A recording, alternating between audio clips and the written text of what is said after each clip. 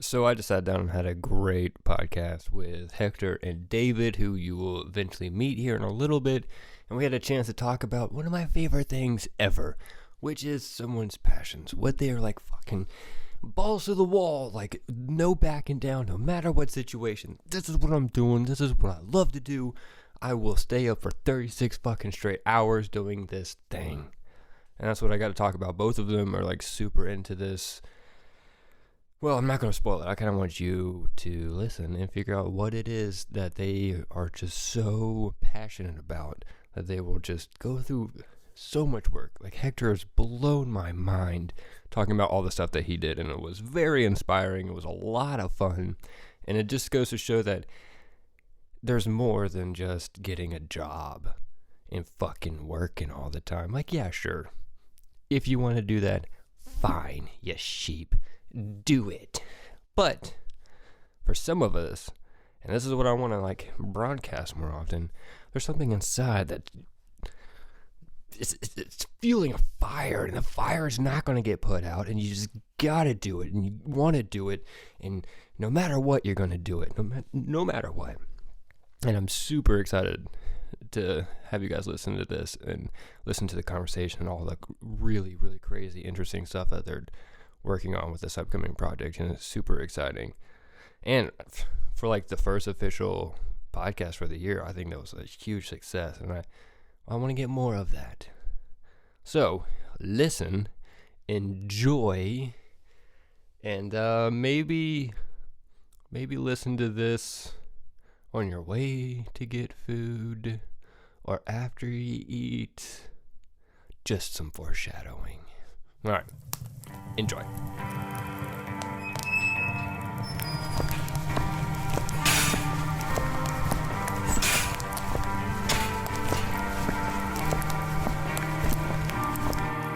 Oh, gee whiz, Satan. Why am I so unhappy?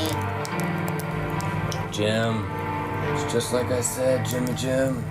It's like I said. Just stop sucking so much.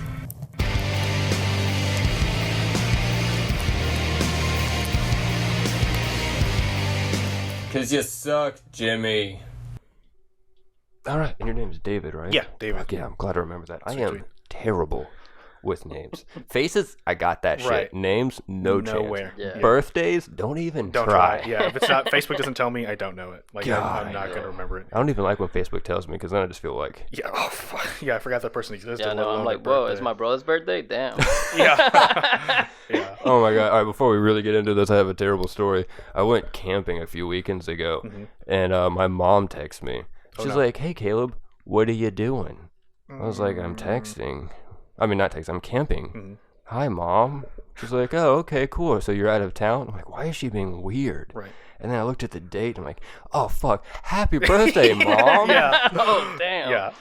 Fucked it up. All of ours, like my families are like in the 20s, like the 20th, 24th, and 22nd. nice. So it's always just like, I got it locked. Mine's the 23rd, so it's always just like super easy. That's amazing. But then, of course, it's, 7 o'clock at night. My sister, hey, did you get a chance? Oh, hey, Mom, happy birthday. Or like, hey, Dad, I hope you're doing well. And like, I just save it like that. Sorry, I got out of work late, and then I just kind of save it. Nice. But sister comes in clutch.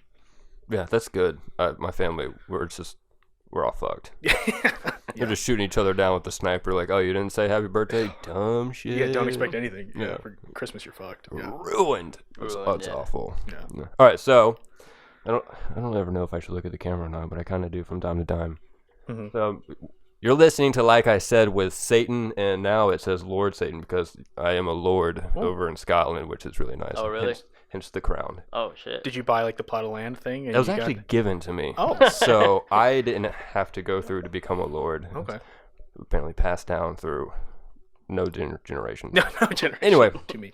So I've got Hector, who I know, and I've hung out with a lot from like past farmers market experiences with the studio, which has been great. And I've been eating your food forever, which is great because it makes me feel really good inside. And now I get to meet David, which is super exciting too, because you guys are doing some crazy project that I am very intrigued about, and also have fucking no clue what the goddamn shit you guys are even talking about half the time. Oh, same. Yeah. Oh. We just fake it till we make it. But Yeah, no, yeah. it's just a super cool It's thing that we're amazing excited how much that is a real thing. Yeah, yeah. Yeah, it You is. realize like how much you think you listen to somebody, and they're like, "Man, this guy's really got it dialed in," and then it flips, and you're like, "I mean, yeah, that sounds about good. I think I'll roll with that." And then people just eat it up. Yeah. But no, we're super excited about it. Yeah. Hell yeah. So tell me a little bit, because I know you have a separate food truck business, right? So this is something completely Yeah, different. This is a different project that we basically developing, and it's been on the works for a minute now. And I think it's been on the works for a while because, I have a passion for barbecue, and it's just like you collect different information from different people, and it starts developing into just, you get more passionate about it and just growing and learning. And it's just, once you start a fire and a smoker, it's just something about it, the whole process, that you just want to tinker with it and you just want to do it. It's addicting in my experience. And I just love it, So I was like, how can I make this happen? So it started almost 2 years ago, kind of getting into it. And, I got like this like Oklahoma Joe smoker, and started like practicing, and it's like really not as good. It's like like a cheaper type of smoker, but I was still was able to do barbecue there, and then I was like, how can I do this better? So I started looking for propane tanks. And that's like where everything started, me looking for propane tanks. And I'm like, okay, I need to figure out how to do this. I was on Instagram trying to find people that were like doing the same thing that I wanted to do. Smart. And I found this guy, Ted, from Belmar Street Barbecue in Neptune Beach. And he managed to find all this propane tanks and all this other things and build one. So I was like super intrigued. I hit him up on the message and in Messenger, and I was like, hey man, how do you do this and that? The dude was like super cool, gave me a call, and he's like explained to me like, man, I go to Facebook, I go Craigslist, I go here, I find these tanks and all this and that. So from there, we stay close. Like, we talk like weekly, even now, And I just went and got my friend Mason, and just basically got in the truck and started looking for tanks. And I found one in West Ashley, which I paid $100 for, and it had the grade, and it was just a tank. It was a 250 gallon. Then I was like, okay, this could be the smoker. But then I was like, let me look for more. And I still needed to find a firebox. And then my boy was in the internet looking for trash, like on Facebook. Like he put trash instead of like propane tank. And this 330 gallon smoker. Whoa. Yeah. How big? 330 gallons. 330 gallon propane tank. It's not a smoker yet. So I'm calling it smoker, but it's not yet a smoker. It's just a propane tank full of gas and shit. So I'm like, okay, this is in Pillion, South Carolina. But then I look at the name of the individual, and the godfather of my wife has the same last name. So it's one of his family members. Oh, shit. So I'm like, I just make a phone call. Yeah. And I'm like, bro, who owns this property? And what's his stuff? Oh, yeah, go and pick it up. And I'm like, oh, shit. Like, okay, great. So, and then Mason is like, hey, I've been talking to this guy from Parkville. That's around Augusta. And he has his 250. So we just can go do a whole road trip. So I'm like, yeah, I'm down. Let's do this, And it's like, it's crazy because, so we get in the truck and we're like, okay, we don't have a trailer. So we go to Tractor Supply, get this trailer, and we just ride, So we go first to Parkville in the middle of nowhere, bro. Yeah, I've never even heard of that place. It's like nowhere, bro.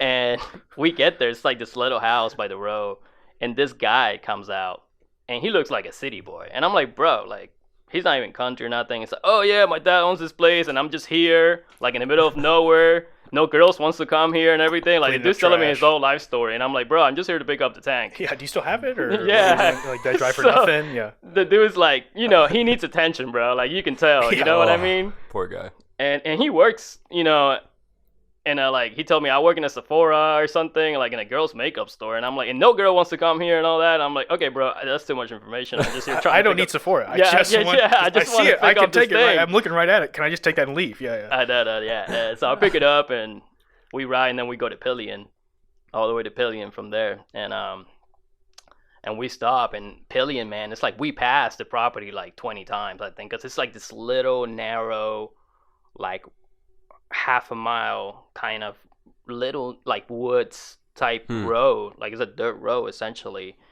And there's like we get there, and it's like this trailer demolished, and it's like nothing, it's just like a bunch of trash essentially. And the tank is there, and this thing is like leaking, so I had to like tighten it up.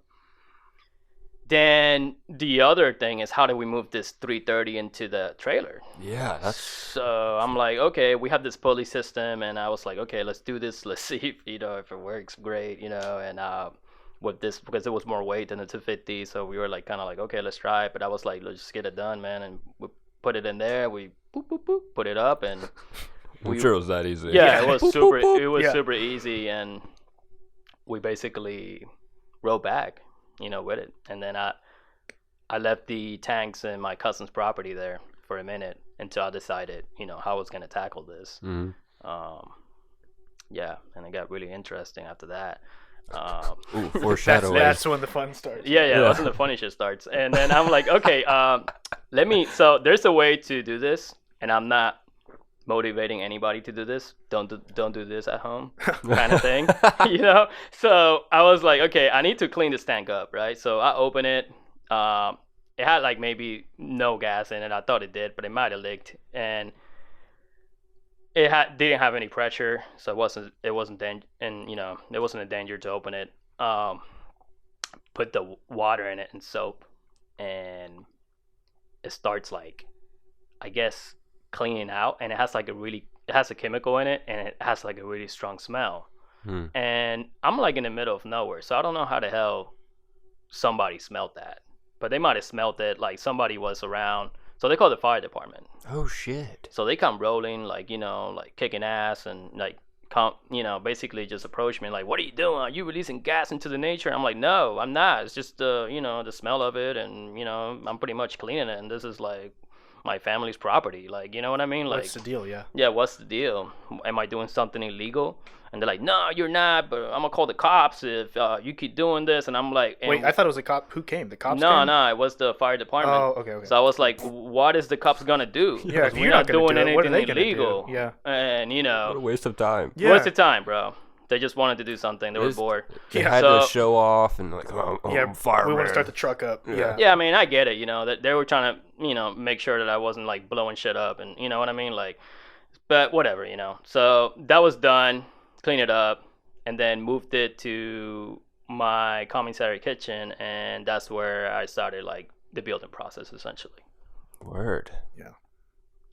So all in all, how long did it take you to get the tanks, clean it out, and then move it back to start building? I don't know. It's been since April, so Almost a somewhere year. around almost there. a year. I Yeah. guess, yeah, 10 almost months. My brain was like, what month is Yeah, I it? was like, Yeah. 2020 just Since went over. April Yeah. 2020, and the other thing is too, I didn't know how to weld. Oh shit, are you serious? Yeah, I had no idea how to What weld. the fuck? Dude, Like- this project got so much more Yeah. challenging when you I said know. that. I'm like, okay, so I got this tanks. Now I got to do it.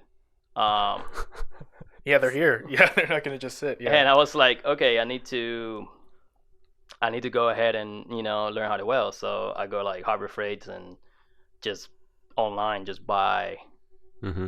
a welder, and it's like a stick welder, because I'm like, okay, I need to get something that is not too expensive, and I can meld this thickness of metal, you know, this and that. So stick weld it is. Mm-hmm. And Which is like, to me, the way I don't know how to weld, but the way I would describe like the stages of like welding, there's stick welding, which is like not the crudest form, but it's just like, we just want to get these metals together. Let's do it. And that's when you have like a little thing and you can melt it and move it where you want it to go? Yes. Okay. But and MIG has the cord, right? Yeah, mill has core and gas. Which is like a cleaner weld. Okay. To me, if I was like painting, stick, like MIG welding would be like the tiny brush, and stick is like the giant roller thing that you do to the side of your house. So it's okay. like we're trying to do, or Hector's trying to do these extremely tight welds with like yeah. So I was just like, it really like trying to grasp it. Like that's how I think I would explain it. It was so hard. Like Hector is a champ. I realized that, man, I was like, this is because like barbecue is one thing, but pit building is like its whole other beast, and it's so intricate and complicated. We can get into that later, but it's like just to take that on and not understand welding, man. Well, it's just. Did you understand how big of a project it was when you started? No. Okay. Yeah, I think. Yeah, I didn't, but I was so motivated to make it happen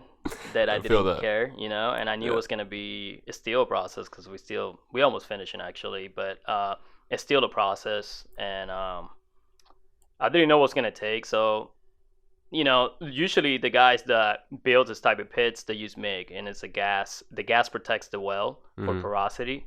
And that's the Which is like the flare off. Thank you. Essentially. It's so you got the porosity is holes that jeopardize the actual well.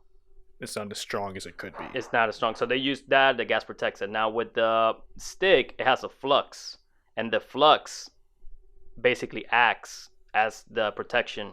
Okay. For if you don't have gas, and like Texas and other areas where they have like a lot of pipeline. They use stick welding because it's there in the middle of nowhere and it's not really too much affected by the wind. And I'm building this thing outside. So if I were to use MIG, I gotta wait until it's not raining, it's not windy. It's like so many variables there. And yeah, pretty much I started like MIG is like the key when it comes to building pits because they're doing it inside a warehouse in a controlled environment. They can do it, you know. For us, it's a little bit more complex because we have to deal with the weather and all those things. Because I mean, who has space to put a 330-gallon smoker inside a garage or something? Plus your tools, plus a crane to lift it off the ground, plus everything. That's another thing. I had to buy hoist, build this like gantry crane to like be able to lift the tanks and move them. It's not just like, oh yeah, let me cut into the stank and I have a pit. No, it's like you have to figure it out. Crazy. You got to figure it out everything about it. So yeah, it's like super complex when it comes to, and the other thing is to get into insights. Like, okay, what do I do? How much do I cut here? The size of the doors, which I guess is just preference, but you also have to take in consideration what modifications you wanted to do it, how big the firebox is, how's that gonna affect the you know, the pool, how long you want the stack, which we went pretty big because that's like pretty much we want a lot of draw, and that's the look that we want. That's like the Texas look right now. Because you want to give it like an aesthetic look, but also functional, and like especially to people, I mean, in South Carolina that aren't too familiar with offset smokers, and they're just like, wait a minute, that looks familiar. And then we want the big flash, but also we don't want to sacrifice the quality of the cook and things like that at the same time. Yeah, so the stack you're talking about is a really tall part thing? Yeah. I was showing my buddy that last night. Yeah. He was like, oh shit. I'm like, I know. Yeah, like some people, like when Hector's talking about the Oklahoma Joe, which is like your starter $300 Home Depot cooker, and it's just like a little barrel with like a pipe out the top. Yeah, people I've like, seen those. Yeah, so it's like, oh, that's what you're doing, right? It's like, well, no, actually, this is like 6 feet long. So you know, it's like it's not quite the same, but you know, we it forms it's a function, and we have to do it right, and also have to make it to travel, and we want to. There's things you have to think about. Obviously, you're cutting into metal, so it's not like you can just erase it. So it's like Hector really had to plan out. Let me measure where I want the doors. Let me measure how I want to connect, you know, the firebox, which is where the heat's generated, to that. And there's so many. I wouldn't have done it. Like, I mean, I'm so happy that Hector is, because I mean, you know, it's such a task, but like, man, it's so crazy. You're a little evil scientist over there. Absolutely, absolutely. I mean, I kind of, by nature, I look at things and I try to figure out how they work, and that's how I fix things. Like before I touch something, I look at it and I try to understand how this mechanism works. Okay. Same thing with your smart. You're thinking ahead. Like thinking ahead before I even touch it. So I've always been like that with wood, with different things, fixing different, like, it's not a challenge. I just need to figure it out. What piece is missing? What needs to get fixed? And that's just the way my brain processes things. So that's how it relates to barbecue as well, because that's all you're doing in barbecue. you're trying to fix things. You're trying to make it better. Hence the meat. Like you cooking a brisket, you're trying to make it better every time you cook it. So you're trying to figure out different variables one thing at a time until you produce the meat that you want to produce. And Hell yeah. that's pretty much what we're doing. That's all a barbecue is. It's learning every day. Yeah, I mean, it's like, again, we're in the brisket, you're taking like 12, 14, 16 hours, so it's kind of, it can be frustrating at the end where you're like, it's a long trial and error process. And I say error in the sense that, like, yeah, we have food after, so it's not like a complete waste, but like trying to nail it every time, trying to get better every time, make a quality, consistent product with all these elements that you can't control, whether, you know, your wood is wet, it's not the same wood you're used to, it's cold outside, but also having the end be the same every time you're around can be tricky. That's so exciting. Consistency. I think everything's consistency as well, right? Yeah, like, trying to be consistent and like having a process down that you can refer to, and also it helps too, like, all right, well, so we know like January, February is going to be slower, but also colder. You know, how's that going to affect things? And trial and error. You know, what we do in January won't be the same way we cook in the summer, won't be the same way we cook in September, won't be the same way we cook when it's cold, all that things. Yeah, and like you have to love it. Like if you don't love it, you're like, why am I here for 16 hours? You know? Like, oh yeah. You have to love it. It's challenging. Yeah. I remember because you were talking to Ben about that. You're like, because Ben just throws shit in his and then walks away and sets it. He has like an automatic timer. Yeah, it's like a Traeger. Pellet smoker. A Traeger, yeah. yeah, Traeger. He's over here like, oh yeah, I'm just over here feeding flames and shit for 16 hours. Yeah, I mean, like, I think the Traeger's cool for what it does. You know what I mean? Like, it's perfect. And some of them, it's like Bluetooth, so you can like, all right, let me start this brisket. I'm gonna go to work, and by the time I come home, it's ready. Like that, and like you can control the temperature from your phone. Like, it's super cool. Yeah. For $800-$900, like it's super cool. But I mean, you know, I just think playing with fire is fun. Plus making food that tastes good at the same time, like you can't beat it. Fuck yeah, man. Yeah. Plus, at this point, I think the Traeger seems to be more, I'm just trying to get smoked meat, whereas this is like, I'm an artist. Yeah. Here's where we're getting like really creative and shit. And that's the thing, not everybody has the time to sit 16 hours and cook a piece of meat. Yeah. They cannot source the pits to do it. That's the other thing. Because if we're trying to source a pit like that, we would have to go to Texas. Or there's other areas too that they have them, like Georgia and stuff, but we would have to source it from one of the 4 guys that are actually building pits. So they pretty much, you know, have their prices, and you have to pay for that because that's, you're getting something custom, and it takes time. It's hard work, so it's well worth whatever they're charging for it. But you know, you're not gonna put $7,000 into a pit just for your backyard. Some people do. Some people do that. And then you get it 14 months later. Yeah. So like to get you like the idea, like the pit that Hector's building, 330 gallon, which isn't like the most common size. It's not. But it's still it's a good size for like caterers and pop-ups. The product that we're, like the idea that we have, but then putting it on a trailer, right? So the idea is we want to make it mobile. A lot of places that build them for restaurants, they're not mobile, so it's fine. I would think you could look it up, probably charging $7,000 for that. And then if you put the order today with, you know, I don't know, half the money down or like a quarter of the money down, okay, we'll see you next year when you can come pick it up. And so like for Hector to take that on, I just can't stress that. I'm like, man, dude, that's just insane. And like and you understand why it's so expensive now. And like they have the idea of how, you know, things you don't realize is you want it to be efficient with your flame, right? You don't want to just be wasting money on wood all the time. These guys have it all down to a science, and like the sizing, it's insane. That is awesome. Yeah, it's pretty wicked. You geeking out inside. Yeah. When you get that, like we're basically building like a hot rod. Let's put it like that. That's what it feels like. With them, it's like you buying a Lamborghini. Like you know that thing's gonna perform. You know what I mean? Yeah. So, but it's also, it doesn't matter because every pit I think is different. To you know, every pit has its. That's right. You said it was custom, so it's custom. So every I guess pit master's gonna have their own different preferences, the way they cook, the style, and they also have to learn their pit. So it's a relationship. You have to learn where your hot spots are. You need to learn how, you know, weather, you know, all these other things you have to take into consideration. How your pit performs under that, what kind of wood you're using. Like David was saying, everything is like critical, you know, and yeah. Damn. Yeah, that's so much. It's awesome. So it's awesome. Let's do it. Oh fuck! What was I gonna say? I started laughing. Oh, the wood. Do you like have a special storing spot for your wood? Do you go like find specific thing, like because you talked about using different wood, and I'm assuming that's important when it comes to like smoking things. Yeah, different woods give off different flavors. Okay. You know, like traditionally you'll go to a restaurant and they might have like mesquite grilled steak. I've seen right? that. And like which is like mesquite is an awesome grilling wood, and people smoke with it in Texas as well. It's like really common in South Texas. But it has a different flavor, for example, from post oak, which is a really common wood in Central Texas, the type of barbecue that we were planning on doing.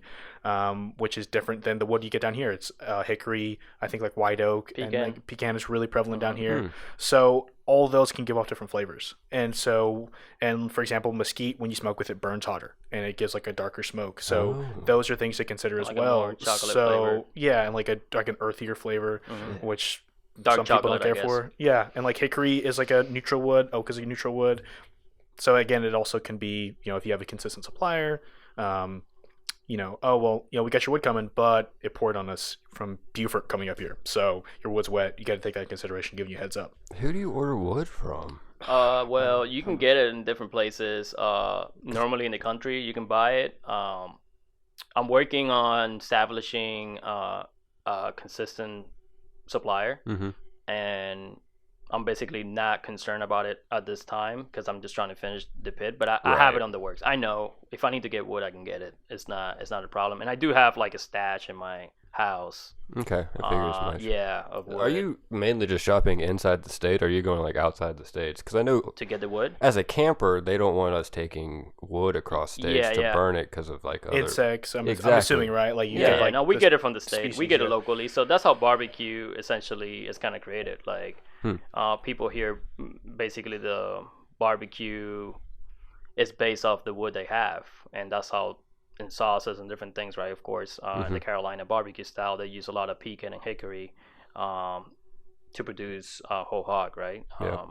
And in Texas, post oak is like what dominant, so that's what they use. It's nothing like special. It's like, okay, this is what we have. This Yeah, is what we can okay, it's use. that what you makes have, sense so we're then. gonna roll with that. And what you can easily get your hands on and consistent, and will be works for you. That's what you're gonna go with. Okay, cool. So we have to figure it. There's different type of oaks. Some of them are a little bit more spicy than others, and different notes and different, sugar content in them. So we have to play around, and see what's available and what we can use to cook some good barbecue. And that's the nature of dealing with wood. So That makes sense. yeah. It's interesting. I always have such trouble finding wood just for camping reasons. Yeah, yeah. Yeah. I haven't. So like when you said you're not allowed to bring wood with you, or you can't take it and come back home, or is it only the state line thing? State line thing. Okay. All I know is that if Yeah, you're going I heard of that camping before. out of state, you don't want to transfer the wood because of the Okay. different insects and shit Yeah, like that. I would imagine like same with like traveling with fruit or things like that. Like Exactly. You can't, okay, Yeah, but I mean, you could just take the same wood anywhere got it. in the state. Okay. As far as I know, that there's no really big issue there. So, and honestly, state lines it's made up lines. Yeah, So I think yeah. It's like the within bug a doesn't range, care. So, You know what I mean? Like the bug doesn't. Yeah. Oh, I Yeah. can't go to South Carolina or North Carolina. Hey, I'm I'm not going. taking this Charleston wood to Greenville. It might be a problem. Yeah, You the know, bug like, doesn't care. The insect, what's whoever the it difference is. between that and Charlotte? You know what I mean? Yeah. Like, or something Exactly, nearby, yeah. or Yeah. Asheville, whatever. So I mean, I guess it's smart. I'm sure there's been disasters that happened Oh, previously, yeah. which was why they asked us Yeah. not to do that. So. Yeah, That's a big there's a reason behind it. reason. Yeah. Yeah, but for like camping wise, it's different. So that's why I was wondering for a commercial base when you need to have that stock of things, because obviously I've never really tried to get consistent wood that I need. So I was And like I feel very like intriguing. unless you're cooking with it, yeah, it's like if it's in my fireplace, like that's Exactly. totally what it is, and like that's how you see it advertised, firewood, and so like people will pick it up to take it home. But yeah, I guess if you're cooking with it, or depending on the food you're cooking, can be a different outcome, what have you, different flavor, stuff like that. Interesting. So you came from? So I came from Austin. Cool. I was moved here in November Okay. to work. Yeah, so pretty Welcome. recent. Thank you. Yeah, I was born in the West Coast, born in Orange County, and lived in New Mexico for a little bit, and then I moved to Austin when I was 7, and so I lived there. I pretty much grew up there, and I really didn't get. I mean, I ate barbecue, and like when most people think of barbecue, they're like, oh, we're having a barbecue. Okay, so burgers, hot dogs, right? But like in Texas, there's like, no, that's grilling. Like barbecue is a little bit different. It's all about beef down here, brisket, ribs, your typical stuff. And I kind of got into it. I'd say probably like a little over 2 years ago, maybe. Like I guess I first started cooking like Cuban food. Like my dad's Cuban, and I kind of grew up with that. Okay. And like we ate that a lot. And so I started cooking with that, and then I got into barbecue after that. Just a backyard like anybody else does. Oklahoma Joe, like your backyard cooker. But I was like, man, like playing with fire is fun. Like that's exactly like I wait for my days off just to do that. And then I was about this time last year, I took a class from Leroy and Lewis, which is a awesome barbecue place. Super cool people, awesome people. They did a class of like, backyard guys to professional cookers. Like, here's how we do things. And like, here's how to get your business running, but this is also how to cook backyard stuff. And I think at that point I was like, man, I think I can really see myself doing this.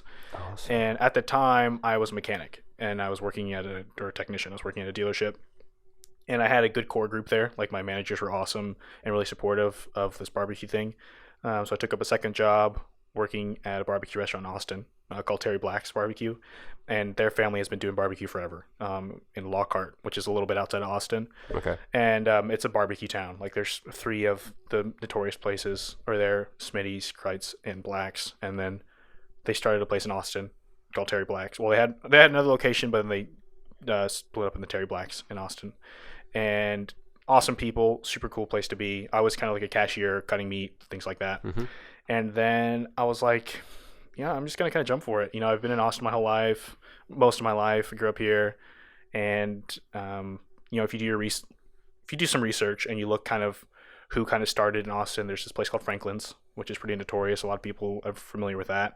And the pitmaster from there, his name is John Lewis.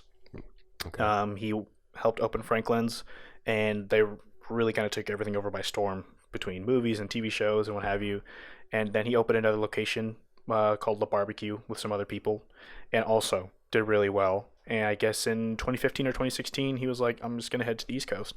And he opened Lewis Barbecue. And he started doing pop-ups, somewhere that we're going to get into at some point, going to like Revelry and other breweries, which is like beer and barbecue go really well together. So breweries love barbecue, and brings people in, all that good stuff. And then he opened Lewis. And Damn. I thought to myself, I was like, let's just go to the source. I think Austin has a lot of good people and a lot of good places, and some of the best places in the country, but I just kind of wanted to get from him. So I sent an email, and I was just like, they're going to say no, but like, if I don't send an email, they're not going to say anything. Yeah. And then next thing I know, they're like, yeah, let's talk on Monday. I was like, oh shit. Okay. Like I didn't anticipate that. And then 3 weeks later, I had a U-Haul, and I was driving across the country. Talk about a turnaround. Yeah, that's pretty quick. Yeah, Damn. 3 weeks later. Yeah. And they're in Charleston? Yeah, they're in Charleston. Okay. So I guess like North Meeting. Like I'm still figuring things out. So we need to go. they're right near Revelry. Okay. And yeah. so when I was looking for housing, I was like, what's near Lewis? Like I was like, I hate a commute. Like Austin, you have to have a car, and like I hate a commute. Well, I just found a place across the street from Lewis, and I just walk to work every morning. Dude, that's amazing. I go in at 3, and then I used to work, obviously, like I was telling you before we started, downtown, and goddamn, it was a baker, so I got to be there like 1 o'clock in the morning to start, which is nice because there's no traffic, but I'm talking like still 35-minute drive drove me insane. Yeah. I hated it. So I am super jealous of I'm just going to walk to work. Yeah, because I go in at 3 in the morning, same thing. And so Damn. then like I just, all right, 2:55, I should probably head over. And like, and then just kind of walk over and awesome. kind of get the day started. Yeah, that's beautiful. Yeah, super cool. And I've never been there. Oh, I gotta check it out. This is so much food talking now that I'm just starting to like sound Yes. it. Yeah, Oh that's man, awesome, it's man. so. It's I was wondering how long it was super going to take me to get really, really hungry. pretty early on. Yeah. Yeah, that's super exciting. So you are like super fresh. How did you guys meet each other? Same thing with everyone. Hector reached out to me on Instagram. He so before I moved here, I had a plan. I was like, I don't know if I want to open my own barbecue restaurant someday, but I want to have that option out there. And my idea was to kind of do like Texas barbecue with like Cuban flavors, for example. And I've been putting menus together like in my head, just kind of having this idea. And then I moved to Charleston, and Hector reached out to me, and he was like, "Hey man, how's Charleston treating you? What's going on?" And he's like, "Yeah, actually, I'm Cuban. I'm half Cuban as well." And I was like, "Oh, that's legit." And he's like, we just started talking. He's like, "What do you, we need to get together, go out to eat." So we met at Roddy Scott's, and pretty much talked every day since then. Damn, that's awesome. Yeah. And now you guys are gonna create something beautiful that I get to eat. Yes, absolutely. Yeah, pretty much. Yeah, Yeah. I'm pretty excited for it. Oh, me It's gonna too. be good. I'm very excited. Yeah, Oak Road is down with the program. Yeah. There's another brewery called Hubcap Brewing. They're down with the program too. So, we're just taking our time. This is growing organically, and we're not like in a rush. But Smart. well, we definitely have. I don't want to say we have a timeline, but we do have some small goals that we're trying to achieve daily, and also some big goals that we're trying to achieve in the long run. But it's all natural and organic, and I think that's the best way to grow anything. And I think this whole process has been that, and I think that's why it's been so cool. This barbecue community is so tight, especially the Texas style craft barbecue individuals or pit masters are cooking. It's a really tight community that you rarely see in any other community. So it's like something really special. And when you see something like that, you want to be part of that, and especially if you have the same passion. Yeah. So it's super awesome. So David here, you can see the passion, like when you have a conversation with him about it, and when we met and we started talking, it's like, bro, it's like, this is meant to be. There's no other explanation here. We have you know what I mean? Oh yeah. So it was crazy, man, But yeah, pretty much, man, since then we've been just talking, and he's helping with the pit too now, grinding. He's an expert now at blending metal. Yeah, man, I see why people charge what they charge. I mean, because we were talking about the stack earlier, and having to connect a piece, it was 3 hours of just putting a weld, make it look neat, put it another weld, make it look neat, put another weld, make it look neat. Oh my god, it's been 3 hours. Okay, let's paint it, and I guess we're kind of done. And I was like, oh my, it's so. I mean, it's what needs to be done, and it looks good. And I mean, man, it's wild. It's wild. And we don't know what these builders go through. Essentially, they might be more, experienced than we are, and they might have more knowledge and all the things that makes their life easier.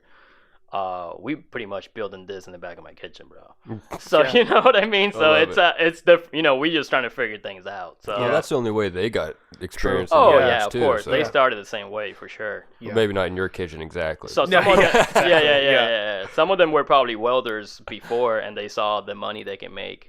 That's building smart. pits. Yeah, dude, welders make a crap ton of money. They make money. Yeah. Wow. And these guys are fabricating. There's fabricating apprenticeships, especially for younger guys in Texas. So they're 18, 19, and they were welding in high school. You know what I mean? So they're coming out with a job, and then they know how to fabricate. And between fabricating, pipe fitting, welding, it's money. There's money there for those guys. Yeah, man. That is super exciting. Yeah. Oh yeah. It's pretty cool.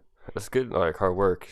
And, it's good. It's good it's a trade job. I mean, it's a good trade job to have too. I think it's people need more of that stuff around, instead of bachelor's degree on political science, which is not really going to do as much as I don't think having does trade it do jobs. anything. Yeah, I don't know.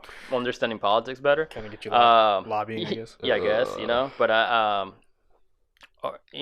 I think they should have more of those programs in school and give individuals the option that, hey, bachelor's degree is not the only route. You can actually learn a trade, and which is the way it used to be. Yeah, it used to be like there's that. more programs in school, and I was lucky that I was 19, started working on cars, and there's kind of getting a trade without going to trade school, I guess. But yeah, trade schools are awesome, and I know tons of guys in trades, elevator technicians, welders, surveyors, mechanics, technicians, and they're all 24, 25, 26, minimal debt, doing okay for themselves, and trying to figure out what's next.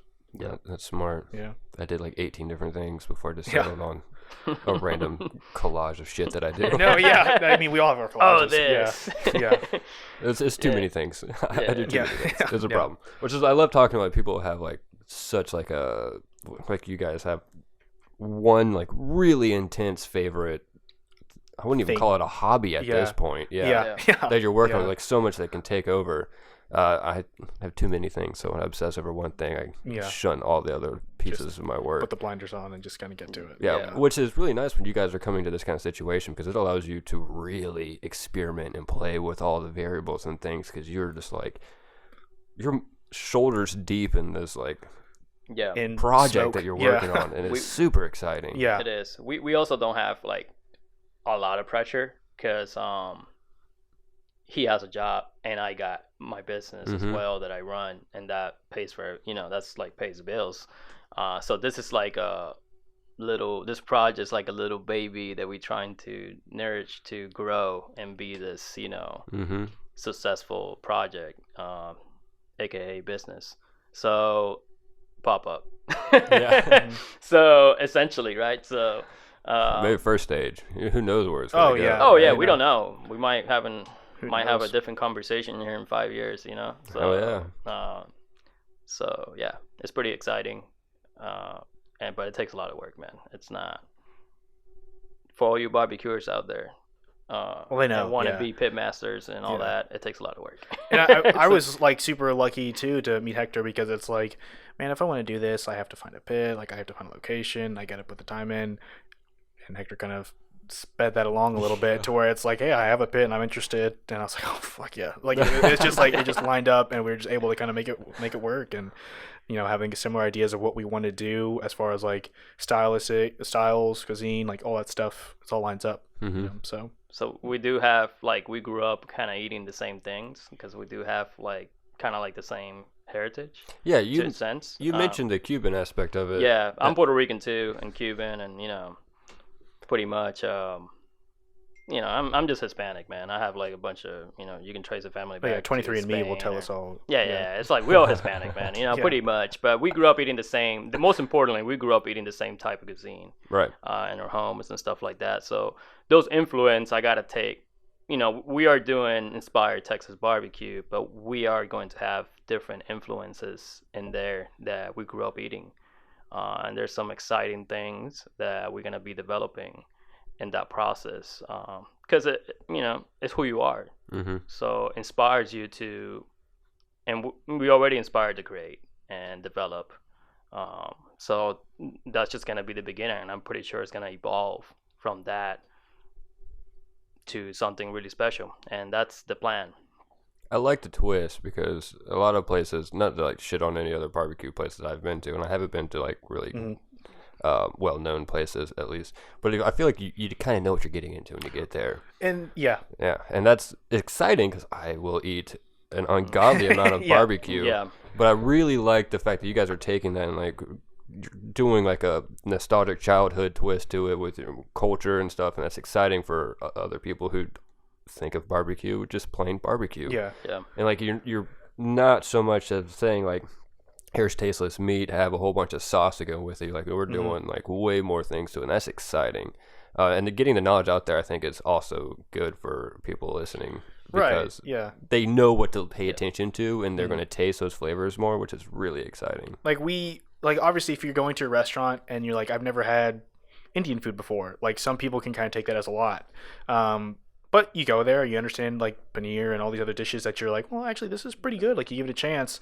And same with barbecue. Like we want to keep it like you're familiar with it, right? We got your ribs, we have your sausage, but we're just putting something different on there. Yeah. And so it's not like it's a completely new world, but they're like, well, I think I might like that. It's just hands of like in the sides, especially we can be really playful, and there's just in sausage we can be super playful, and I think that's what makes like a really good barbecue, like. Nailing down brisket and all that stuff is really important, but in my perspective, I want to see what you're doing with sausage and stuff. How creative are you getting? Because you have like room to get super creative with sausage. I love a good sausage. There's a lot you can do with that. And so we just kind of trying to take advantage of that as well. You have your like back in Texas, it's like your stereotypical sausage, and you have jalapeno cheese, and you might get something different, and they're great. That's why they've lasted so long. But there's so many other options that you can do and flavors and what you mix together with chicken, pork, and beef and everything else. We're just trying to. God, sounds so great. Yeah. I should have eaten before we did this. Yeah. Shit. Yeah.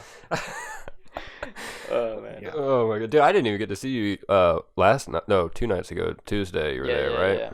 I didn't even get to make food. I know last time I was there. David was there too. He got me hooked on the Damn it. dunkel.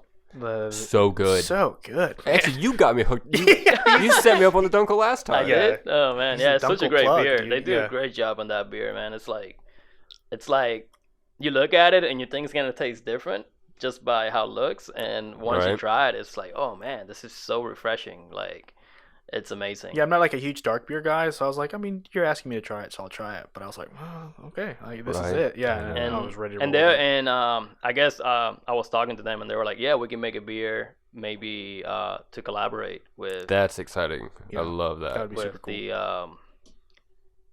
with the pop-up. So I was like, yeah, that's awesome. So I was like, great, yeah, Oh my we can do God. that. What a great segue. I always forget that I need to do these things.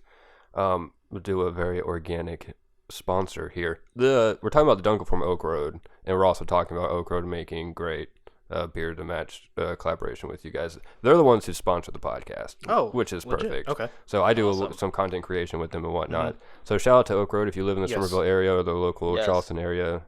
Come visit, drink at Loggers, and every other Tuesday, Hector will be there. Yeah, I'll be there with RQ, which is my food truck Right. that I run.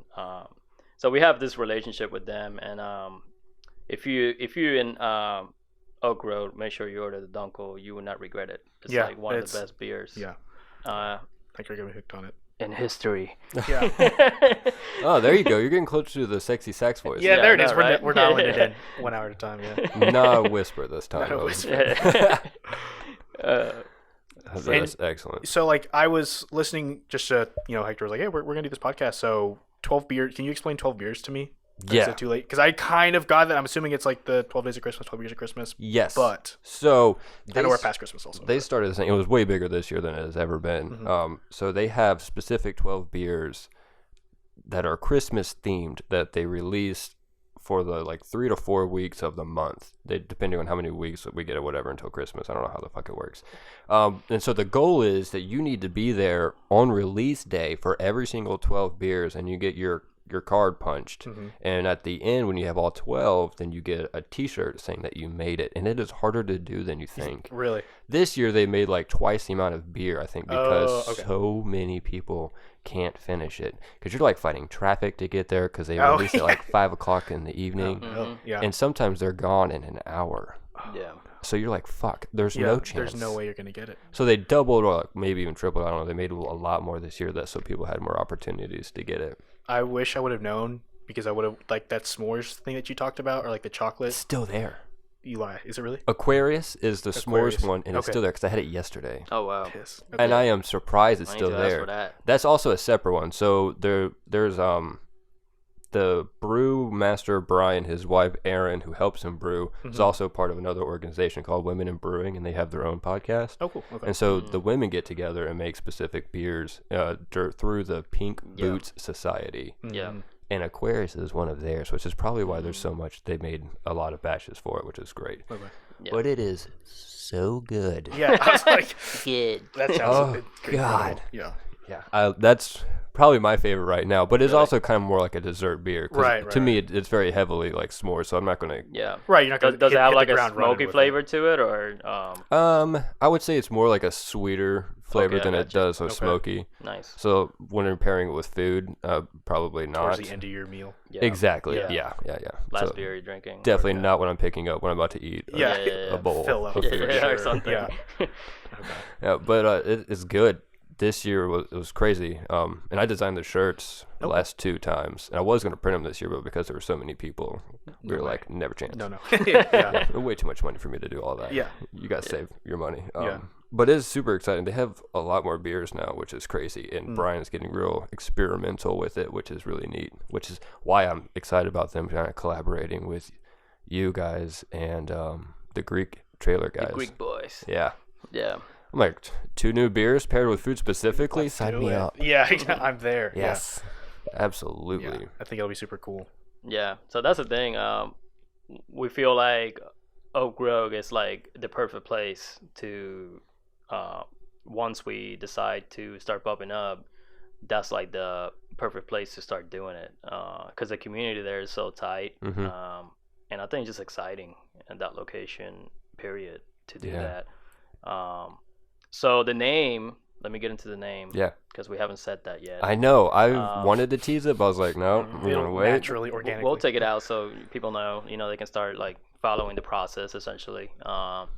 It's called Palmyra Barbecue. So that's like Palmira BBQ at Instagram.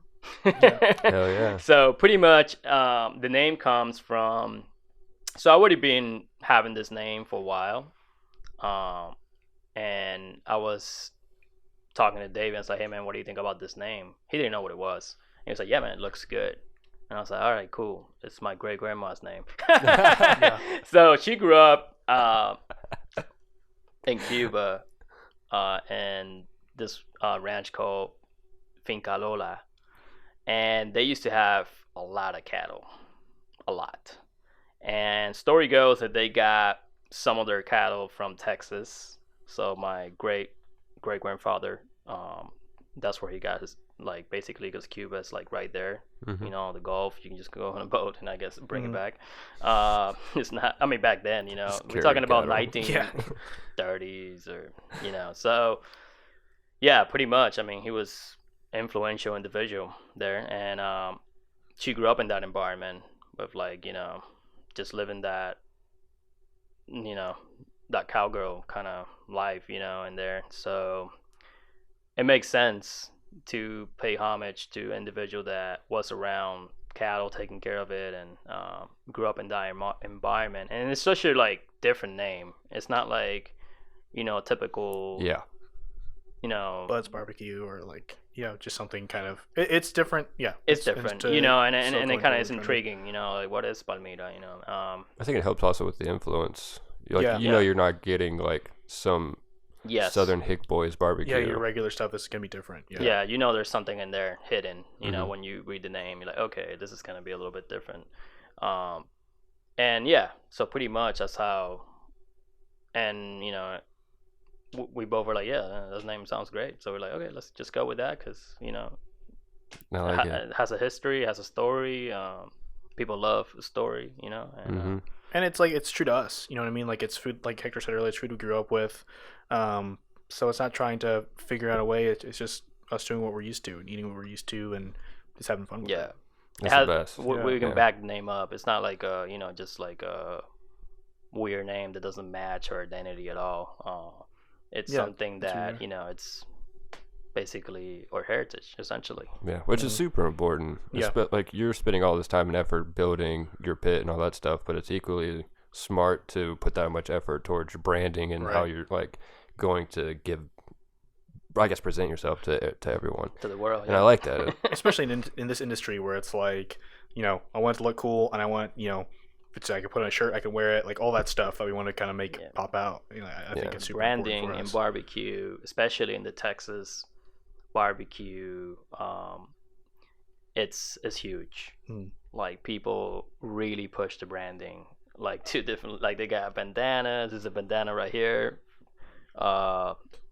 They have, like, you know, even pit builders have, like, sweatshirts, hats, Mhm. welding yeah. hats, but like Yeah. they know. I mean, they create that, you know, fanboy kind of cult kind of following, and I think that's like the only barbecue that has that, Interesting. like that, Yeah. like that crazy compared to other styles that they're not, like, you know, as, you know, passionate about it. True. Oh yeah, I see what you're saying, for real. Like, I don't see a lot of sushi people having merch. Exactly. Yeah. Yeah, that's totally fair. Yeah, I didn't yeah, feel yeah. like that, but yeah. And it's also cool too because, like, when you go to a restaurant and you're getting there an hour before it opens because you don't want to miss them selling out, and you're That's nuts. 30th in line and you see somebody else with the same shirt as you, it just, I've met people in barbecue lines that I still talk to this day, and it's just like that. That's like Hector was saying, goes on to the Texas barbecue scene of like how close everybody is. It's, man, you just have, you bring your beer while you wait, you drink, you sit, you talk, and then you can't beat it. I love that. That's awesome. That sounds so great. Yeah, Yeah, it's a blast. Damn it, we should have done this with food. Yeah, hindsight. we Yeah. should have got some food and yeah. Next time. Next time. Next time. Yeah, for sure. Yeah, you guys get the food, I'll bring the beer. Yeah, yeah, Maybe I'm fine with collaboration. that. I'm more than okay with that. Yeah. So are you gonna be with Hector every now and then on Tuesdays? So I went last Tuesday. He's like, man, if you're not doing, so I work Friday, Saturday, Sunday, Monday. Okay. So I'm off during the week. And Hector's like, yeah, if you're free Tuesday, man, just kind of hang out in the truck. We can spitball ideas if you're, you know, whatever, just hang out and drink. And I was like, I'm there. So, Awesome. you know, it's kind of more than likely, you know, we'll kind of figure it out. I don't know with the barbecue thing when that comes, how that'll work. But it was just kind of just hanging out for the most part right now. I usually am there every Yeah. Tuesday. So Yeah, it's nice. Yeah, it's a good time in there. Always. Yeah, it's fun. Yeah. It was It's cool. always a good time in there. Yeah. Dude, they're loading down with events too, so it'll be exciting. It should be a lot. They're like so active in the community. I Yeah. mean, and they have such a following too. It's like nuts, man. It's like everybody feels like they know the owner and like, and they do. They do. Like it's just that summer billion type of feel, that people love. Yep. To Yeah, be it definitely part feels of. close knit. Yeah, it's like close knit environment. So yeah, so that's I the like same it. thing we're trying to do with Palmira. We're trying to make sure that people feel the same way. And Yeah. with such a place like that, it just matches, the identity, of individuals that, like to be there and be part of like what's going on in the community, Right. essentially. This is fucking awesome. I love it. The community aspect is so important. Yeah, especially Oh, yeah. when we're trying to get it rolling. Like having that support and knowing that you're just like, man, we're doing all this time and like nobody's showing up, but like we know even if it's like a few people, it wasn't a complete waste. At least I think Hector feels the same way. But like showing up and having a couple of your close friends supporting you, it's a blast, and it's just fun. And it's important that people know, like a project like this, and that's why we're doing a podcast as well. Like people understanding, because we don't have a conversation with everybody that is actually gonna buy from us or whatever the case may be, right? They don't understand. Oh, it's just a barbecue place. No, it's not just a barbecue place. This is way more than that. It's more complex. This is a story of individuals that have developed this thing and are cooking 15 hours straight, or more than that actually sometimes, and actually then coming to serve you this delicious meat that has been smoking on all wood, no corners. We're not skipping any corners. We pretty much giving you the rawness. What I mean? And that's you have to appreciate that, because you cannot just get that anywhere. Like you cannot. It's not as accessible as you think it is, especially in a brewery when you're drinking and Oh, right. it's not Yeah, and like how you're saying, we're not cutting any corners. Since we are a smaller operation, like it's not one of those things where it's like, hey, what if we change this detail to save 25 cents, a pound or something like that. Like we really have the freedom to where, again, like we have our bills paid. I have a job and he has his rolled quesadillas truck, so it's like let's just make this legit and authentic, and like let's not try and skimp out. And so that's what we're talking about, doing crazy sausage combinations and rib ideas and things like that. Like it's true to who we are, what we want to do, and the final thing is making it taste good. So we're doing it for the people. That's excellent. yeah, and us too. But yeah, Just for a second, when you were talking, I had this like merch flash in my brain. We were talking about crazy sausages. Yeah. Just something about having like crazy wieners, or I don't know. no, it's there. I think it could be there. Yeah. There's too much potential with sausages. Yeah, there's a lot there. Yeah. Oh man, that is super exciting. Yeah. So, what is I don't know how to phrase this, because I don't want to like put you on the spot like date wise. But like what's in a perfect world, I guess, like when do we plan on?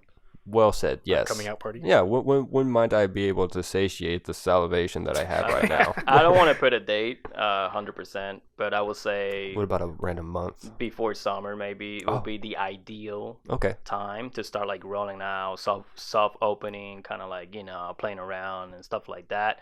But it's so many variables in this that it's hard to like pin it down to one date specifically, because the pit is not done. And that's something that that we're working on, and hopefully it'll be done by the end of this month. But then comes the dialing in. Right. We're still building our cooking surface. Let alone we have to do recipes. So like that also takes time.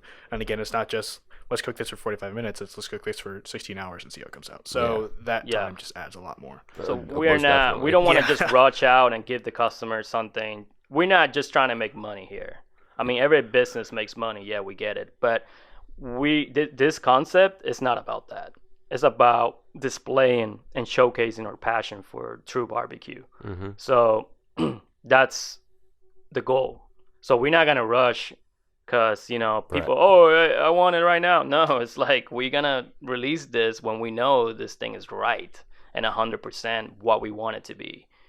And hopefully when people try it, they'll feel the same way. You know? And I think it's fair to everybody, including ourselves, right? Like we want you guys to eat the food that we make, and I know you guys are hyped too, but if we send it out before it's ready, and then you're frustrated because it doesn't taste good, and then we get frustrated, if we just spend an extra, month or two really dialing it in, everybody's happier. Yeah, we would all definitely much rather Yeah. present what you want. And then we us feel like to it's not a eat. waste too, Yeah. So Yeah, everybody. exactly. Yeah, I mean, I've been building this bit for like a year now, so I feel like we can wait a little bit longer to make sure everything is 100%. I just want to make sure I didn't have to wait another year. No. No. It's not gonna be another year. No, it's It's not gonna be that. I think the pit's like 80, 85% of the way there. Like it's mostly there. Yeah, I mean, we need to put it in the trailer. I completely and summer for sure. Summer for sure. No. Summer And, for sure. I'm Yeah. taking care of business, man. I'm putting a lot of effort into this. So Completely forgot about that. hopefully, there's a lot of little details here and there that I have to do, and it just takes time. I mean, but having David helping me out the other day helps a lot. Having an extra hand like definitely helps. And it just the thing is we are building this basically, but every time I look this specs that all these pits got, I wanted to put all that stuff in there too. Like I want to make it as Gucci as possible. I mean, like, definitely. Yeah, you know what I mean? you could. So- I mean, like, I've tried not to stress this too much, but like, there's guys who make barbecue and like who really nail it in and are like, okay, let's cook this and like we'll make it some of the best tasting barbecue. But then there's guys that build the pits. Like it is such a task to take on. And it's the same thing. Like the guys who make the barbecue, I mean, they may know what pits, right? Like I understand some things, but I'm not gonna know, what gauge of steel works for this piece, the installation, the specifications that Hector's talking about. No, it's just not me. I mean, I'm not saying it won't ever be me, but like that could be its own podcast in itself. I mean, it's just like it's insanity. totally And I had to how learn big like it all is. that and how to learn all that, like just working with metal. Period. It's like a whole thing. That's like I needed to stop like experimenting with barbecue for a second just to learn the metal like learning how to weld, deal with metal, just for this other passion. So you have to find one passion. To make yeah, the passion exactly. work. So it's nuts, and it's always good to have friends around that can might know a little bit more than you about like pit building in the sense of how things should be. And that's where Ted from Belmar Street Barbecue kind of helped me out. He's like, hey man, you should have this plate here, or you should have this thing here. So I was like, okay, cool. That gives me like an idea what I need to do. And then I just start like, Going at it. doing it. And then you start looking at pictures, you start looking at things. Once you learn how to deal with metal, you kind of understand things a little bit better. When you look at a picture, you can find a million clues of, okay, yeah, I should do this. That makes should do sense, that. yeah, because you know what you're looking for at that point. Yeah, you know what you're looking for, and I know the style of cooking we want to do, so we know how to make it have the best chance by making the pit perfect, I guess, in our eyes. There's obviously full imperfections, but that's what makes it perfect. Yeah, And absolutely. it's like its own individual thing. You're building your own DeLorean. Yeah, Yes, pretty much. flux capacitor and all. Yeah. Trying to get it dialed in. So one time you mentioned you have fans in fucking London, Oh yeah, which is insane. I mean, I have friends. I don't want to say fans. Okay, friends. Yeah. Yeah. That's a I better guess term. that's a better term. Yeah, definitely much better. Yeah. So I talk to people from there, and they also have a lot of knowledge, and we share things, and they do a lot of great things there too as well. And some of them are in London, some of them are in different regions, Becherstein, different places. But there's this guy called Wilson Barbecue, and that dude, it's like he's impressive because he has no resources in his area for Texas barbecue. And he's in London, or where is he at? No, he's Becherstein, I think it is. I'm not too familiar with the regions. I'm not a. But I'm not London, English. UK, like London, UK area. Yeah, he's okay. he's around there. He's like maybe Okay. 3 hours away I from could have been London the complete or opposite side, I something. don't know. But the dude is like went to Texas, try all these places, Terry Blacks and everything, and came back and he was like passionate about it. But it's just so limited there. So he's the only guy that has, I think, number 38 Franklin Pit outside United States. So he has this like I think it's a 50-gallon, and he managed to get his hands on it. That's how passionate this guy is. Going on what he was saying about the pit, I mentioned Franklin's earlier. Aaron Franklin is the owner of it. He started a barbecue, and then he started a line of barbecue pits for the backyard cook. Okay. And I don't somehow he got it to London or England. I don't know how it was able to be. I'm assuming he shipped it. I think the store Pro Smokers was able to get it, and then from there, Wilson Barbecue was managed to purchase that pit from them. Yeah, because you still have the cost of the metal, the shipping. I don't. It's $5,000, $4,000. So much. Yeah. So I guess like American. Wilson Barbecue is in Oxford. I think that's the Oxford. Okay. Oxford. That's where he's at. But the guy, I mean, he matches his own. So we use different specific matches of pepper when we season briskets and stuff, and he cannot find the specific match, and he makes it. Like it's so like that's how like passionate grain, this dude is. Like you get like pepper corns, right? Yeah. And then you grind like you think you use a typical shaker or like a pepper grinder for your table. Yeah. But for barbecue, you want it like you don't just use like table grind, for example, what you find in your pepper shaker. That's too much pepper, right? And it doesn't give you the bark you want. So you have to get it to a certain grain or a mesh. That's when you shake it through a mesh sheet, the different sizes stay there.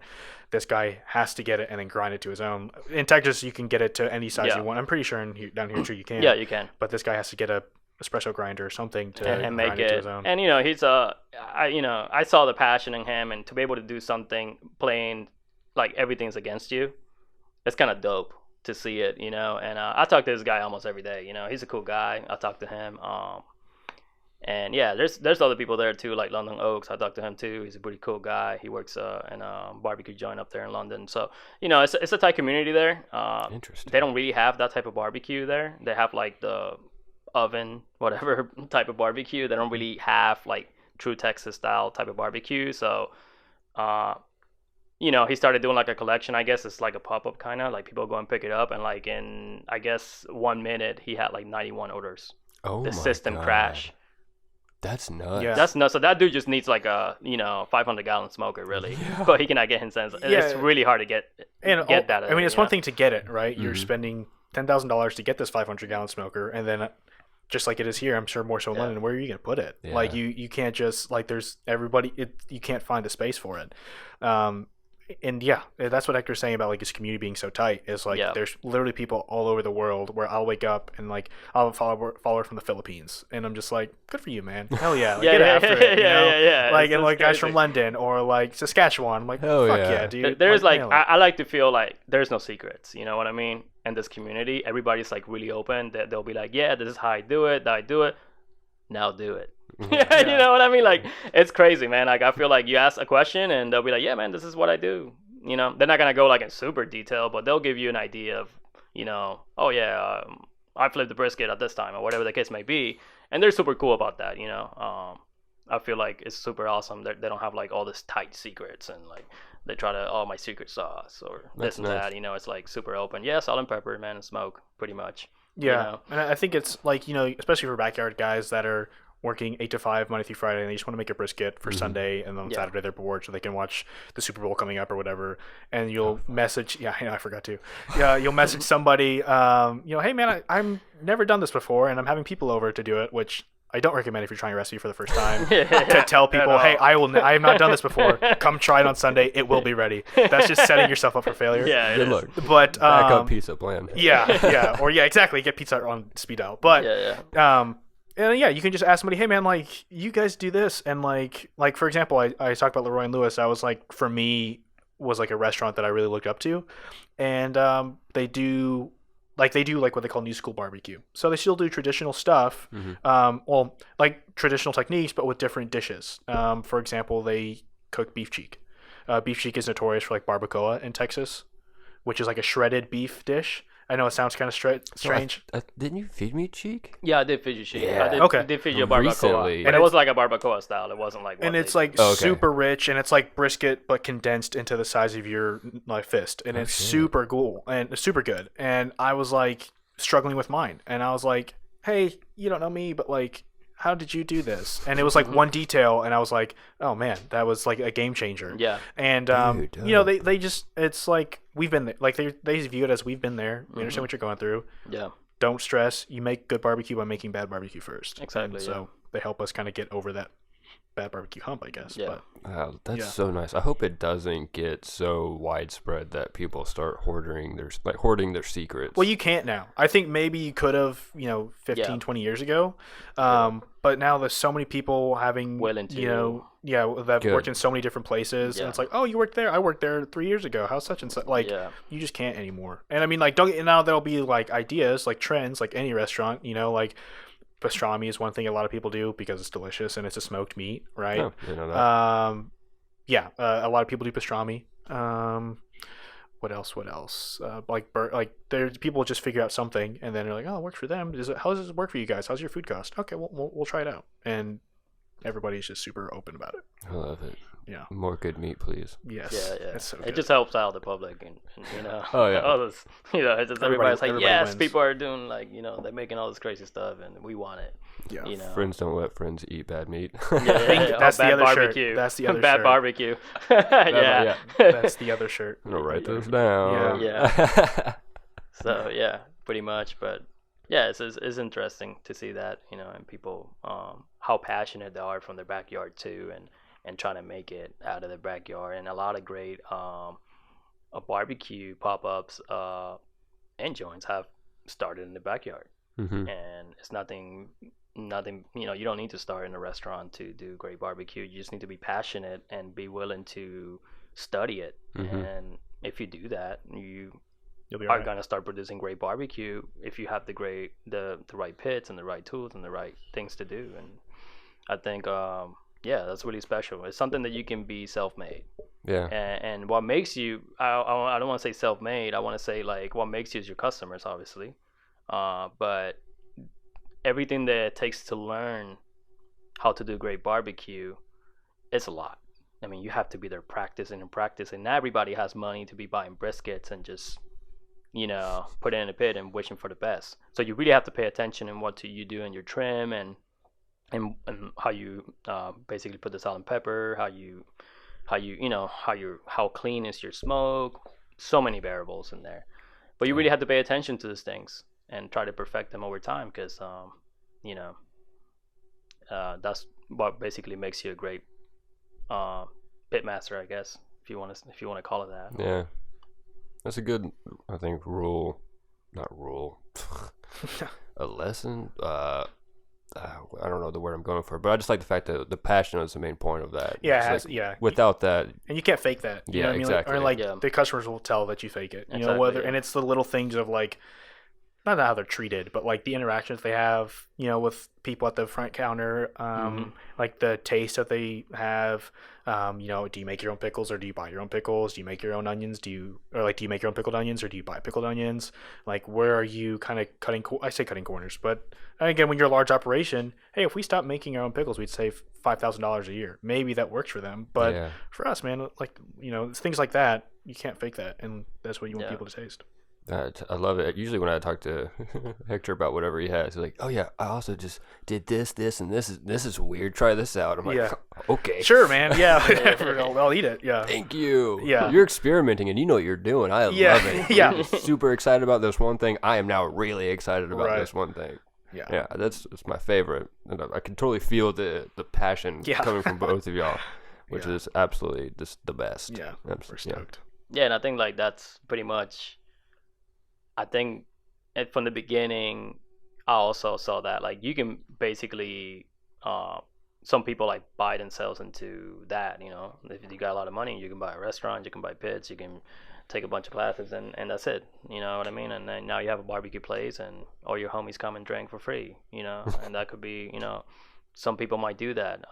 In this world, with different restaurants, not just barbecue, but I feel like putting in the time and actually understanding what you're doing as a craft, and for us, like building the pit, understanding metal, understanding all these other elements that is combined with this barbecue journey, I think makes you a stronger individual just as a person and also as somebody that wants to produce great barbecue in the future. Yeah. So it's deep, man, because it really takes a lot of time. I mean, being 12 hours to 16 hours cooking something, it's not for the weak of heart. You reflect a lot, which for Yeah. some people like me, just in my own thoughts, can be maybe not the best idea. But like, Yeah. you have a lot of time of quietness to yourself, and like, Yeah.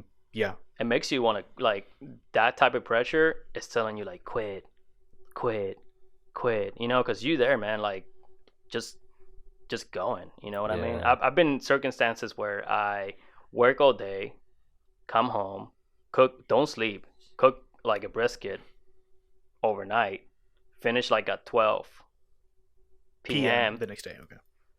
go to my kitchen, work another shift to 11 How the fuck do you do without that? sleeping. Yeah, man. Passion, rough, man. adrenaline, That's like the only wanting thing to that do takes it. Dear God, that's insane. Yeah, Yeah. it's wild. I mean, now granted, with two people, it wouldn't have to be that way, right? Exactly. Or like, we wouldn't have to. One Yeah. of us would have to damn near Yeah, kill yeah. ourselves to make a Very brisket good. or two. If I would have done this, like, let's say, like, I'm gonna do this, so I would have basically killed myself, essentially doing it. that's so rough. Yeah, you need you need individuals that are passionate to do this with you. Mhm. You cannot be like, oh yeah, bro, you're gonna be with me, and you're not passionate about that. It's not gonna work. Like, No. it has to. It's kind of hard to find somebody that has the same passion and is willing to, is trying to achieve the same goals you are with this barbecue. It's extremely hard. Somebody, because everybody's, oh man, just use a Traeger, or just put this and you buy this machine, do that. Like, they're trying to find always gadgets to make it easier. Man, that's And in not the reality, it's yeah, not that's not the easy. point. Yeah. It's And, like- not easy. It's just not. It's And just I mean, like- yeah, there's some things that you can do, obviously, that are like don't affect your product, but still Yeah. help you speed up. When there's nothing wrong with that. But yeah, I mean, if you're trying to make it easy, you wouldn't do barbecue. Like, that's just the way it is. Like, people don't do it because it's easier, because you have to enjoy it, you have to love it, you have to be passionate about it. Fuck yeah, and you're absolutely right. You found just one person is all it takes to have the equal same amount of passion. That way, if you're feeling down, they're lifting you up. Exactly. And at the same time, when And- you're both up, you're Yeah. Yeah, we just talked about that yesterday. we It was had the that same thing. conversation. Yeah. Because it happens. I mean, So we're human much. beings. You go through emotions, you go through different things as a human, and you're not gonna be feeling it every day. But I think those days are the ones you got to put in your head, like, I have to grind harder. Mhm. Yeah. I wouldn't have built that pit. I'll tell you right now, man. I'm just like, you made it. Like, I wouldn't have made it this far. I would have known that, like, I don't know what part. There would have been a part when I've been like, I'll just save my fucking money and pay somebody to get it. Like, it's so insane. Or like, some people will, buy their pits and then they'll be like, no, I'll just give it to somebody, give them $4,000, and then the labor, and then they'll make it for you, which is also fine, I guess. Yeah. But it's like, I wouldn't have made it that far. And like, for Hector to do that takes a huge weight off of anything you're trying to do barbecue related, saving money. But that's such an ordeal, man. Yeah, it's I fucking can't, impressive. Yeah, because you I don't can't see a lot do of that. progress, man. It's slow progress Yeah. with that, That and makes it rough. Yeah. yeah, you don't have like too many victories. Let's put it like that. Yeah. When you put the stack, that's like that's get like your ass big- kicked a lot. Yeah, it's like a victory. Like, I'll put the stack as a victory. You know what I mean? Yeah. Like, when you do like did the doors, that's a victory. Yeah. And It's, again, and then like, if somebody coming in, like, you have a pipe that's, I don't know, a foot around, like, diameter. How long is it? How like, what do you think of the diameter of the stack? The stack is gonna be 8 inches diameter Mhm. with and it has a reducer, and then it's 6 inches, So kind of like a choke. and then it's Okay. like 8 feet up. So it's like welding that together. Like, so Hector already had it welded, right? We just cleaned it yesterday. Like, we applied some more welds and then kind of grinded it down to make, that was 4 hours. just Good to make it lord. cosmetically. 8 to 6 inches in a circle. That was it. 3 hours. And I was like, April, motherfucker, you've been doing this for that fucking long, man? I couldn't, like, then you really look at everything and you're like, man, dude, Good it's, God, you're a maniac. yeah. And I think Yeah, we yeah. like we installed like things to like cold smoke sausage inside. That was 2 hours between cutting the metal, into little diamonds. He bought the rods. Again, we're painting with a giant brush for something so intricate. Hector crawled inside and is just da da da da da da doing this, and then he's like, yeah, I think it's set, and bing, it just falls. And I'm like, dude, this is it's working since with April, but since April, like towards everything. It's so insane. Yeah, talk about mental toughness and talk about and like and I learned. I got better and better at welding. In the beginning, it was a nightmare, because I didn't understand welding, how to practice. But now I feel a little bit more confident running stick. That this is the type of welding I know than before. So now I can weld stuff like a lot quicker than I used to. But it's still a challenge, because you're dealing with different gauges of metal. Oh, this is gonna blow up. This is thinner. Like, can I push too much heat in it? Like, and metal likes to move, believe it or not. You might be welding a piece and that thing moves a little bit, and you don't even know, because that's how metal. You have to wait. It's such a process just to set up, and then you have to let it cool down, and then you have to kind of clean it out, change color. Because you cannot, if you weld, you cannot just start welding again. You have to clean it out, feather that weld to restart it again, and like keep going. And God. And then stick welding is finicky. Like sometimes it's doesn't want to, whatever. I mean, I start all the time, but it doesn't want to keep going because it's not clean enough, and you're like, you have to clean it, especially like 7018, which is a rod that is like looks really pretty, the welds, but it's like, bro, it's a diva. It needs like everything needs to be clean in the house for her to run. It's you learn a lot of things, you know what I mean? Yeah. But it's great. Yeah. I would do it all over again if. You tell me right now I have to start again, I will do it all over again. Sure. Because that's what it takes. I mean, and it's at the end you can say, hey, yeah, I built this. Everything like that Hector just said, like 2 weeks ago, I was like, what is the 7016? What is this? Like, what is stick welding? Like, what I'd heard stick welding before. I didn't know how it worked. I didn't know like what it was. I heard of MIG welding before. I didn't know what it was, how it worked, and. I was trying to see, like, I know I wouldn't have just been like, yeah, I guess I'll go buy a machine. I guess I'll go to drive 2 hours to go pick up 2 smokers and, go to hang out with some guy from Sephora, and I guess I'll do all that. Like, that to me was just like, man, all right, dude. I mean, you're about it, so, yeah. And then I have to talk to you about the trailer, which is even a crazier experience. Oh, God. So there's like in the middle of nowhere, man. And I think it's like upstate somewhere. And it's like nowhere. Like everything is nowhere. Everything is nowhere, and it's just like this. All the good stuff. I see this trailer like for like $100 and something, 120. I don't know, something like that, like in $100 range, and I see it on Facebook. I'm like, no way, man. This is like the metal costs more than that, right? And it's already like built, but it has this big giant tires. Like tractor tires, and I mean it doesn't look safe, and I'm like, okay, that's the one I want. Let me go and talk to this guy, and I see the last name, and he seems like Hispanic or something, and why somebody hasn't bought this? So I call the guy, and he doesn't know how to speak English, so it makes sense to me now because this is in the middle of nowhere. He doesn't know how to in South Carolina, and doesn't know how to speak English that well, So I'm like, okay. People are probably calling him every day. And he's like, oh, yeah, I don't understand you. Bam! Hang up on them. So when I call, he's like, are you Charlie? And I'm like, nah, bro, I'm not Charlie because Charlie been calling me for like a million years. And I'm like, no, it's not Charlie, bro. It's like, it's Hector, bro. It's like, where are you from? I'm Cuban. And I'm like, oh, great. My dad is Cuban. Awesome, bro. So we connected, right? He's like, oh, if it's you, I'll give it to you. You can come and get it. And I'm like, okay, this is shady, but but I'm there. But yeah, so guess what? I call my boy Mason, and he's like, yeah, fuck yeah, let's go. And I'm like, all right, good, and Mason is like from here, like he's generational, like his family like probably founded this town, so like what I mean. So he's like, yeah, let's go, and I'm like, all right, cool, let's ride. So we ride and we get there, and it's like, bro, we get there, and I'm like, oh man, this is what I got myself into. This thing is gonna be like a nightmare to pull it. And we start riding on. We get it, and as soon as we get at the driveway, that thing goes like clack, clack, clang, clang, like start pushing in it. And we're like, you know what? We're just gonna ride, bro. It looks secure, and we know it wasn't gonna come out. So, but it had a little bit of play, and it was just like this massive like Mad Max looking like crazy, like God, that would have been awesome. like and one of the tires needed air, and it was like this crazy like 1960 like build, and we're like, okay, let's get it down. So we riding out through the. I'm like, bro, we're not gonna get in the highway, bro.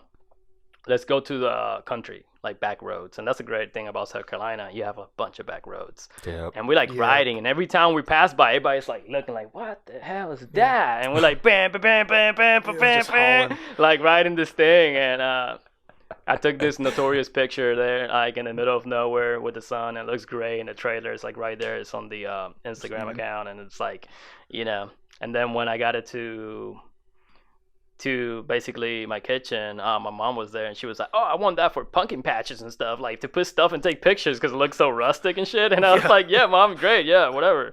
And then I was like, I started taking it apart like that week or something. She said, why are you taking it apart? And I'm like, what? This is gonna be for the smokers. It's not gonna be like for your pumpkins. Yeah, it's not gonna be for your pumpkins. For October, yeah, for October or something. Pull in like kids to whatever. Yeah. So yeah, it was awesome. So yeah, I took it apart completely. Took the wood. I mean, I'm pretty sure somebody would pay a lot of money the way it looked for just aesthetics in front of the store or something. But yeah, it just looks like some farmers made it, and they made it with like actually stick welding. I can tell just by looking at it, like 60-10 probably, and they made it, from the suspension of a truck, I think. That's fucking nuts. It's nuts, bro. So it looks like it has this like gnarly look, and I think when we put the actual smoker in there, it's gonna look like, like hot rod as hell. You did say you wanted people to come and want to take pictures with it. No, they will, because when they see the stag, and it's just such a different smoker, it's just something that you're not used to seeing around here. There's a offset smoker right there. No, you don't see it, man, that often. Especially the look that we're going for. It's not around. I haven't seen it. Usually people paint it different colors, or they do like a nice finish. We doing like, this wide raw, like it looks like, a lot of people in Texas are going for that look, and it's kind of sticking. Like people like it. Like almost like a patina. Like you'll see like like old like box Chevys or box Fords that have like patina. That cool like teal patina like. And it's meant to look like that. I don't want people to think, oh, that thing is just dirty. No, it's just like we'll finish it and put like an oil, and it's gonna keep that patina. Basically, you gotta maintenance like every once in a while, but it's gonna keep that for the most part. I love a good patina. Yeah, you got me there. Yeah. And it looks cool. Like that's the whole vibe, like that's like I feel like David and I have that vision already. Like we had that 2 years when we started doing this, 2 years ago, in different paths. Like we had the same. Like that's what drives you into it. It's this whole trying to produce great barbecue, and then you see this guys doing it like cooler, doing it, and you're already like, okay, great. Like this just fits my whole lifestyle. So many things in barbecue, community, pits, getting together with friends, enjoying time, drinking good beer, and just having the best quality meat you can have. Hell yeah, I love it. And Hector, like, speaking of quality meat, again, there's more jokes here to be made, but we want to not only use local wood but also local animals and local good point. Hector can go into a little bit more, but there's a farmer that he knows that has high quality pork in South Carolina, really close to us, so it's just perfect. What's the name of the farm? Peculiar Pig. Marvin is the one that runs it. It's a family generational thing.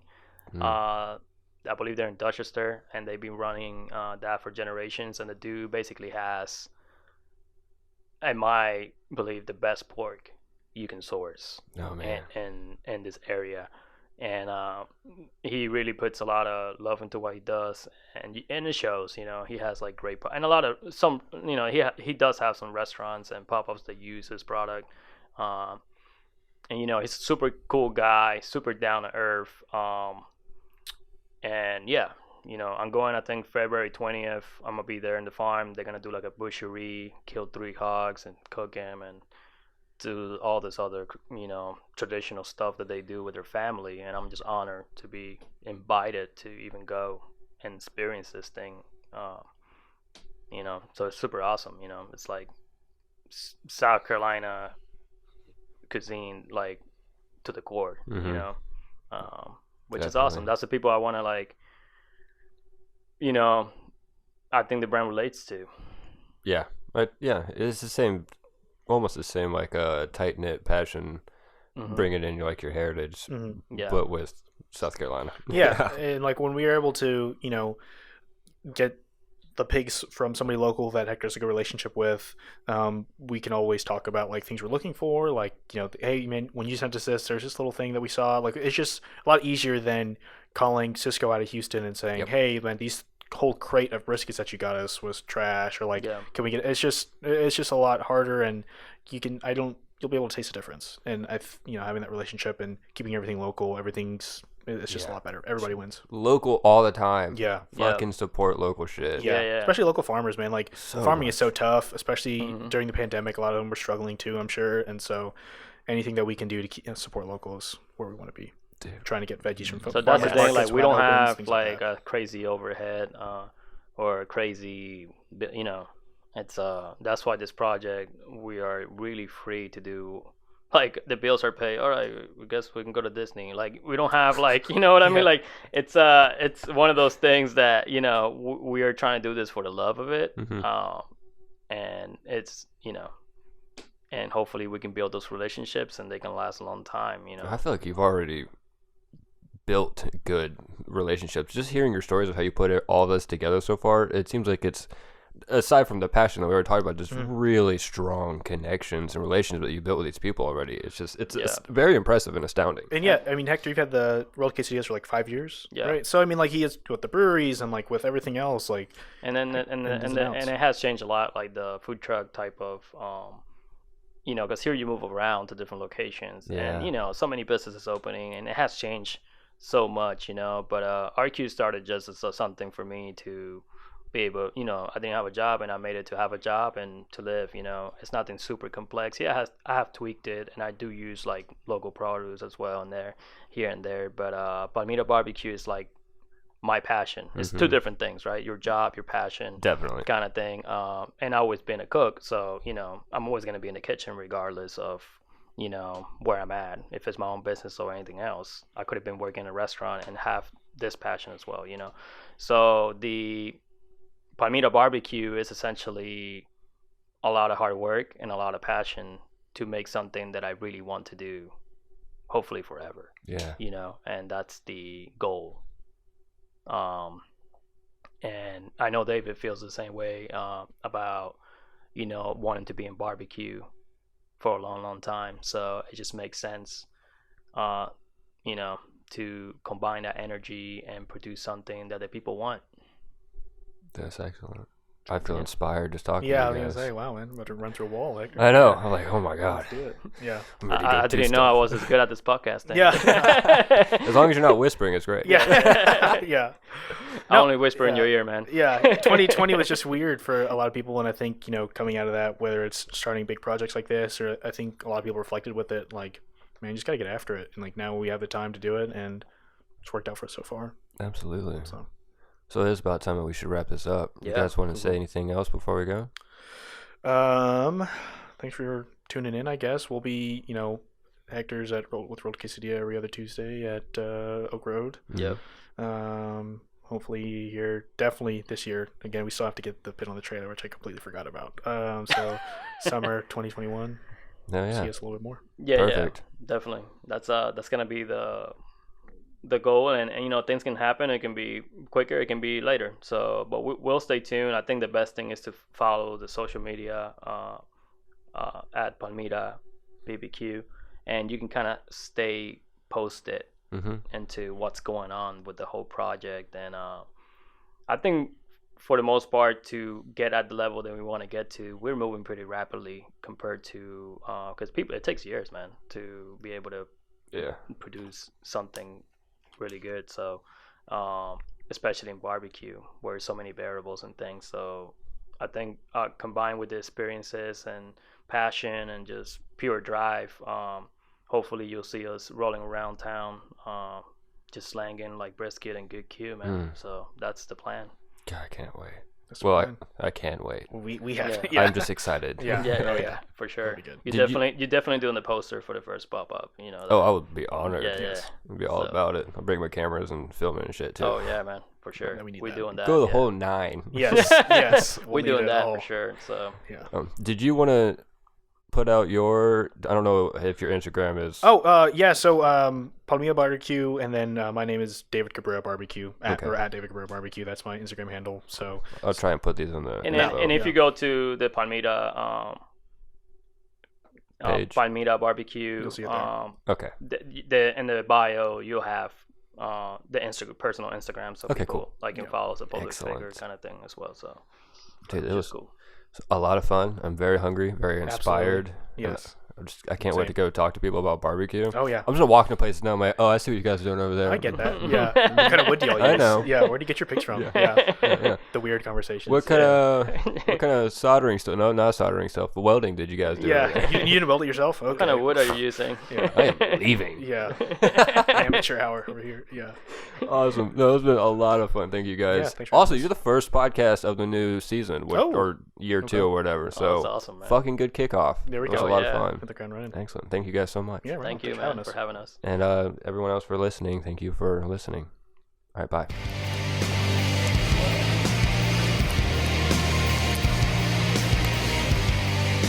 Cause you suck, Jimmy.